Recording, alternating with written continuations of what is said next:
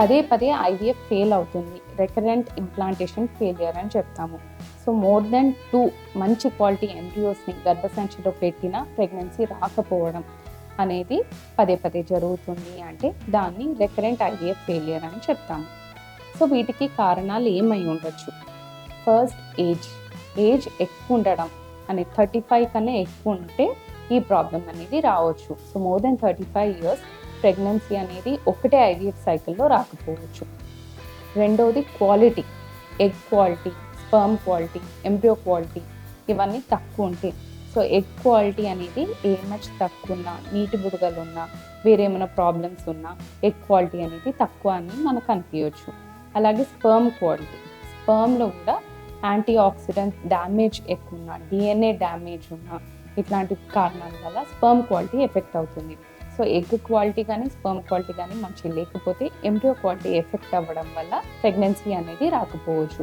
Embryo quality in the sense genetics. So genetic testing, ఇప్పుడు మనం పెట్టే ఎంబ్రియో జెనెటికలీ కరెక్ట్ అనేది మనకు తెలియదు.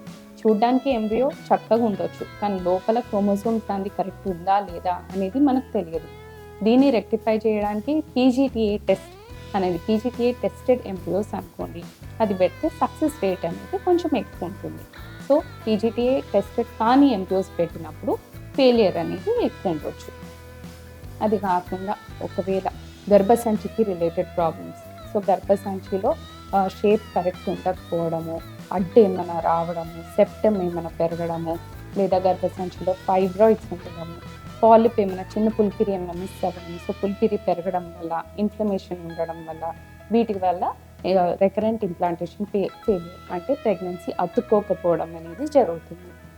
అది కాకుండా ఎండోమెట్రియం, సో ప్రెగ్నెన్సీ అతికేది పొరలో ప్రాబ్లం ఉంది. సో పొరలో బేబీని పెట్టిన పొరలో కూర్చోకపోవడం, పొర దాన్ని కరెక్ట్గా రిసీవ్ చేయకపోవడం, సో ఎండోమెట్రియల్ రిసెప్టివిటీ ప్రాబ్లం ఉన్న ప్రెగ్నెన్సీ అనేది రాకపోవచ్చు. సో ఐవీఎఫ్ సైకిల్లో బేబీని అక్కడ పెట్టినా బేబీ అతుక్కోకపోవడం అనేది జరుగుతుంది. ఇవి కాకుండా డైట్, లైఫ్ స్టైల్, ఎక్సర్సైజ్ ఇవన్నీ కరెక్ట్గా ఫాలో అవుతూ ఉండాలి. సో ఇఫ్ ప్రాపర్ వాటర్ తీసుకోవట్లేదు, along with IVF there are some changes even person wise చేసుకోవాలి. సో ఒబిసిటీ అంటే బిఎంఐ కరెక్ట్ ఉండకపోవడం, బాగా ఓవర్ వెయిట్ కానీ అండర్ వెయిట్ కానీ ఉండడము, స్ట్రెస్ లెవెల్స్ ఎక్కువ ఉండడము, ఎక్సర్సైజ్ చేసుకోవడం అనేది ఇంపార్టెంట్. స్ట్రెస్ లెవెల్స్ని తగ్గియాలి, ఫుడ్ కరెక్ట్ తీసుకోవాలి, బ్యాడ్ హ్యాబిట్స్ ఆల్కహాల్, స్మోకింగ్ ఇట్లాంటివి ఏమైనా ఉంటే ఇవన్నీ అవాయిడ్ చేయాలి. So these are the causes. పదే ఐవీఎఫ్ ఫెయిలియర్ జరుగుతుందంటే these are the main causes. ఇంకొకటి ఏంటిదంటే ఇమ్యూనాలజీ. సో మన మీ ఎంబ్రియోని గర్భసంచిలో పెట్టేటప్పుడు గర్భసంచి దాన్ని ఫారెన్ బాడీలా భావించి ఎంబ్రియోని బ్లడ్లోని పదార్థాలే వచ్చి నాశనం చేస్తుంది. దీన్ని ఇమ్యునాలజికల్ ప్రాబ్లం అని చెప్తాము. సో వీటన్నిటి వల్ల కొన్నిసార్లు రికరెంట్గా ఫెయిలియర్ అవ్వచ్చు. సో దీనికి ట్రీట్మెంట్ ఏంటిది అంటే ఫస్ట్ థింగ్ వేరే ఏమైనా కాజెస్ ఉన్నాయా చూసుకోవడం, ఎంబ్రియోని సరిదిద్దడము, కొన్నిసార్లు డోనర్ ఎంబ్రియో అనేది మీకు చెప్పొచ్చు. అలాగే హిస్టోస్కోపీ చేసి గర్భసంచిలో ప్రాబ్లమ్స్ ఏమైనా ఉన్నాయా లేదా చూసి అది కరెక్షన్ చేసుకోవచ్చు. లైఫ్ స్టైల్ ఫ్యాక్టర్స్ అవన్నీ మీరు మోడిఫై చేసుకునేటట్టు చూసుకోవాలి. ఇవన్నీ కరెక్ట్గా చేస్తూ ఉంటే ఇమ్యునాలజికల్ డ్రగ్స్ ఉంటుంది.